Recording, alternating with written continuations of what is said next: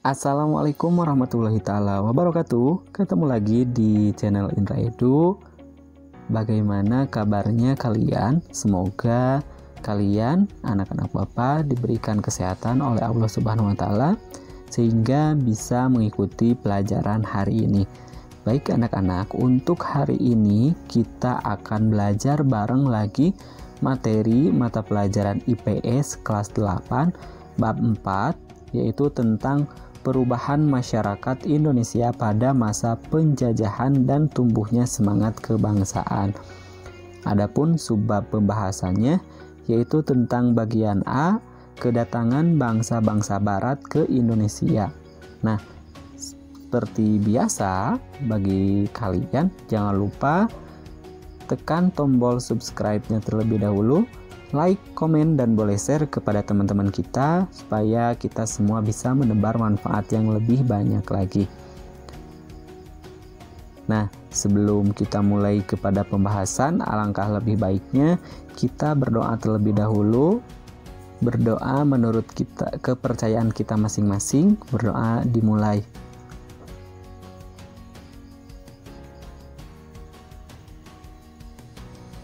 Berdoa selesai, mari kita lanjutkan langsung saja kepada pembahasannya.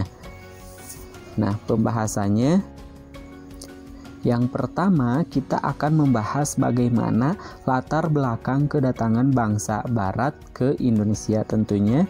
Yang kedua yaitu bagaimana kedatangan bangsa-bangsa barat ke Indonesia itu seperti apa. Nah, langsung saja kepada pembahasan yang pertama, yaitu latar belakang kedatangan bangsa barat di Indonesia ya, atau latar belakang kedatangan bangsa barat itu ada 3. Yang pertama yaitu daya tarik Indonesia bagi bangsa-bangsa barat. Yang kedua yaitu motivasi 3G itu gold, gospel, dan glory. Terus yang ketiga, latar belakang kedatangan bangsa barat itu yaitu revolusi industri. Mari kita bahas satu persatu. Yang pertama, daya tarik Indonesia bagi bangsa barat. Nah, coba kita lihat ini ada gambar apa saja. Yang pertama adalah cengkeh, yang kedua merica, yang ketiga adalah gambar kemiri, dan yang keempat adalah gambar pala. Nah, coba perhatikan gambar rempah-rempah di atas. Apakah di sekitar tempat tinggalmu terdapat tanaman tersebut?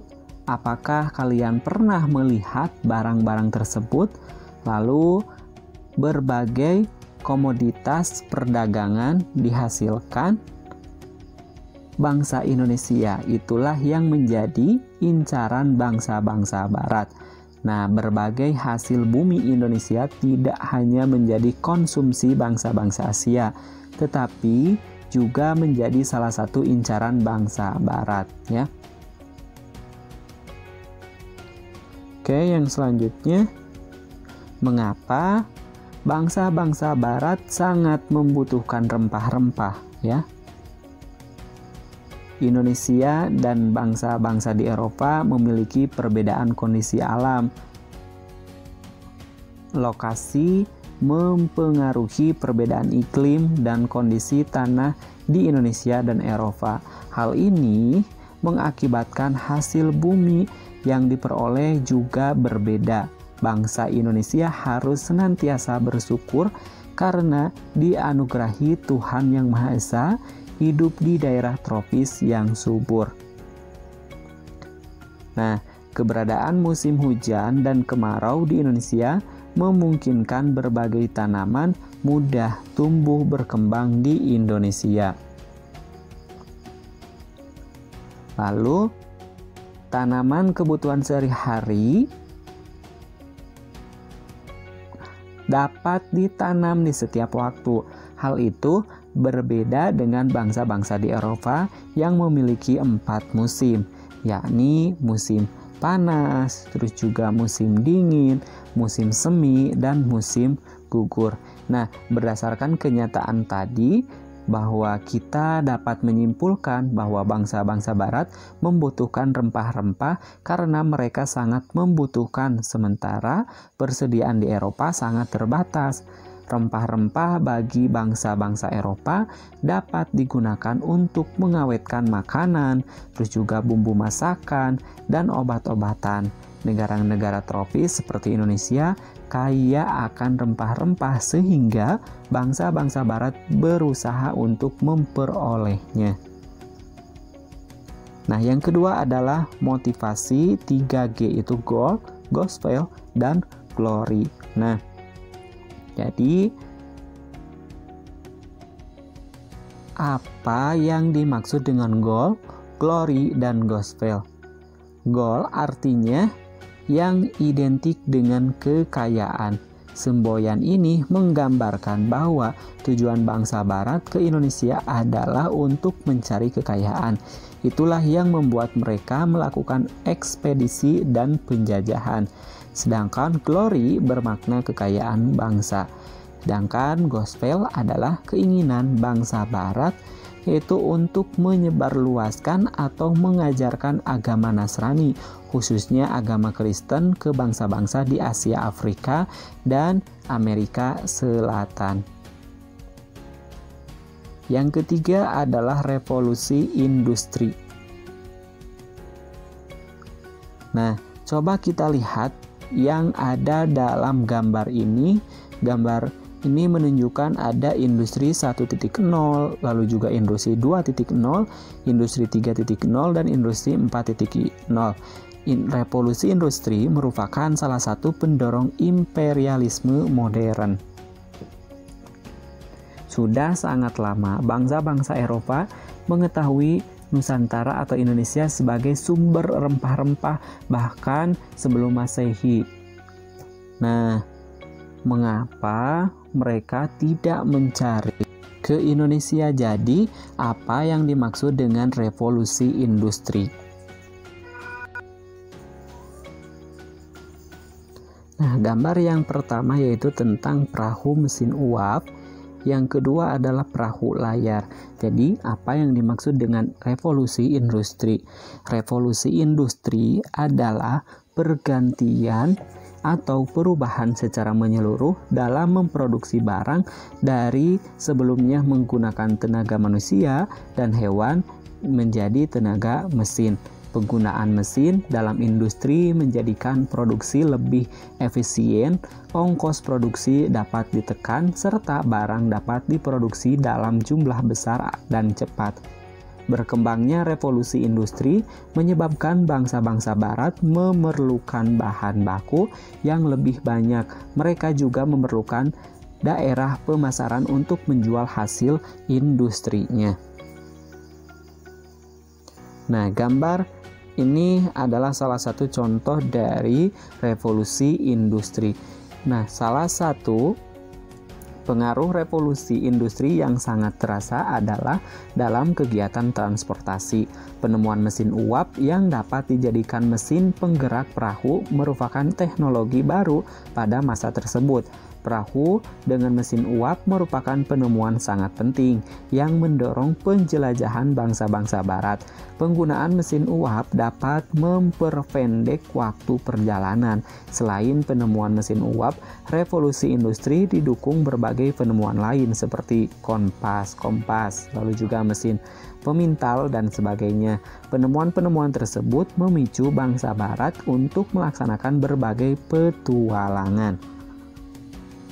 Yang kedua, yaitu kedatangan bangsa-bangsa barat ke Indonesia.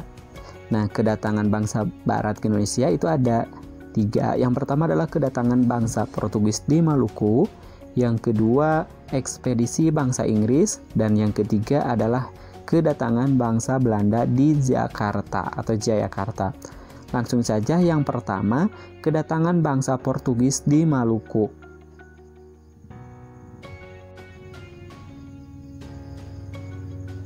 Nah, perjalanan Portugis mencari sumber rempah-rempah diawali dari kota Lisabon, Portugis pada tahun 1486. Nah, ia bermaksud melakukan pelayaran ke India, namun gagal. Portugis mencapai Malaka pada tahun 1511 di bawah pimpinan Alfonso de Albuquerque. ia berhasil menguasai Malaka dan Myanmar. Selanjutnya, Portugis menjalin hubungan dagang dengan Maluku, yaitu pada tahun 1512, bangsa Portugis telah berhasil sampai di Maluku di bawah pimpinan Antonio de Abreu dan Francisco Sirou. Yang kedua, ekspedisi bangsa Inggris. Motivasi ekspedisi Inggris setelah Portugis berhasil menemukan Kepulauan Maluku, perdagangan rempah-rempah semakin meluas. Dalam waktu singkat, Lisbon berkembang menjadi pusat perdagangan rempah-rempah di Eropa Barat. Inggris pun mengambil keuntungan besar dalam perdagangan rempah-rempah karena Inggris mendapatkan rempah-rempah secara bebas dan murah di Lisbon. Inggris pun menjual rempah-rempah di daerah Eropa Barat hingga Eropa Utara. Tetapi akibat Inggris terlibat konflik dengan Portugis sebagai bagian dari Perang 80 tahun, maka Inggris mulai mengalami kesulitan mendapatkan rempah-rempah. Oleh karena itu, Inggris berusaha mencari sendiri negeri penghasil rempah-rempah. Itu motivasi ekspedisi Inggris datang ke Indonesia. Yang selanjutnya ada namanya Persekutuan Dagang milik Inggris yang diberi nama East Indian dan East Indian Company. Nah, di dalamnya bergabung para pengusaha Inggris. Nah, pada saat perang terjadi, banyak anggota masyarakat yang tidak terlibat dalam perang justru mengadakan pelayaran dan penjelajahan untuk menemukan tempat penghasil rempah-rempah. Para pedagang dan pelaut Inggris pun masuk ke India pada tahun 1600-an.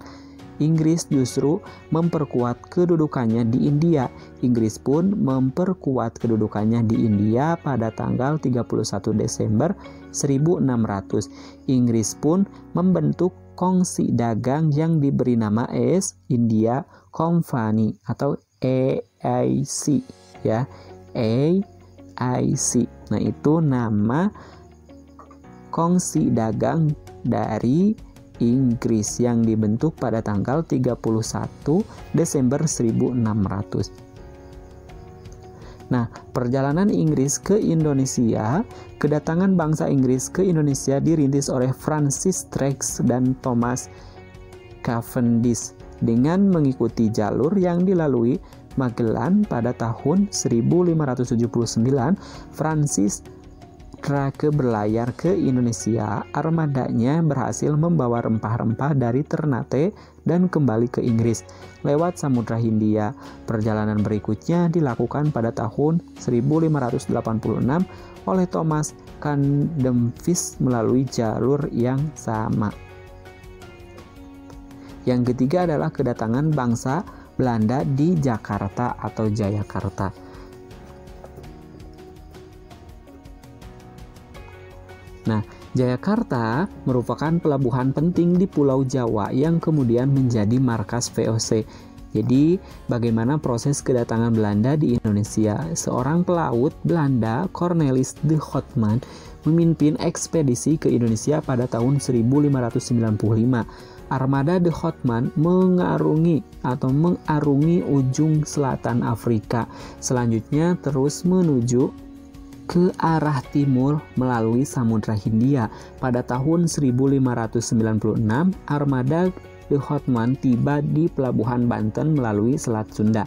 Nah, kedatangan Houtman di Indonesia kemudian disusul ekspedisi-ekspedisi lainnya. Dengan banyaknya pedagang Belanda di Indonesia, maka munculnya persaingan di antara mereka sendiri. Untuk mencegah persaingan yang tidak sehat, pada tahun 1602 didirikan VOC, Perserikatan Maskapai Hindia Timur, yang merupakan merger atau penggabungan dari beberapa perusahaan dagang Belanda. Gubernur Jenderal pertama VOC adalah Waterboot. Ia mendirikan pusat perdagangan VOC di Ambon, Maluku. Namun, kemudian pusat dagang dipindahkan ke Jakarta karena VOC mengandung atau memandang bahwa Jawa lebih strategis sebagai lalu lintas perdagangan. Nah, selain itu, Belanda ingin menyingkirkan saingan mereka yaitu Portugis di Malaka.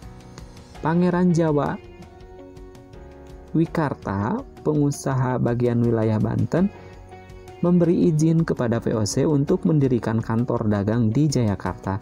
Selain memberikan izin kepada VOC, Pangeran Jayawikarta juga memberikan izin pendirian kantor dagang kepada EIC atau Inggris, ya, tadi Inggris. Kebijakan ini membuat Belanda merasa tidak menyukai Pangeran Jakarta atau Jayakarta. Gubernur Jenderal VOC membujuk pengusaha Kerajaan Banten untuk memecat Pangeran Jayawikarta sekaligus memohon agar izin kantor dagang Inggris EIC dicabut pada tanggal 31 Mei 1619. Keinginan VOC dikabulkan Raja Banten. Momentum inilah yang kemudian menjadi mata rantai kekuasaan VOC dan Belanda pada masa berikutnya. VOC menikmati keleluasaan dan kelonggaran yang diberikan penguasa Banten. Jayakarta oleh VOC diubah namanya menjadi Batavia. Lalu VOC mendirikan benteng sebagai tempat pertahanan, pusat kantor dagang, dan pemerintahan. Pengaruh ekonomi VOC semakin kuat dengan dimilikinya hak monopoli perdagangan. Masa inilah yang menjadi sandaran perluasan kekuasaan Belanda pada penjajahan sejarah selanjutnya. Sampai ketemu di pembahasan selanjutnya. Saya akhiri, semoga bermanfaat. Assalamualaikum warahmatullahi wabarakatuh.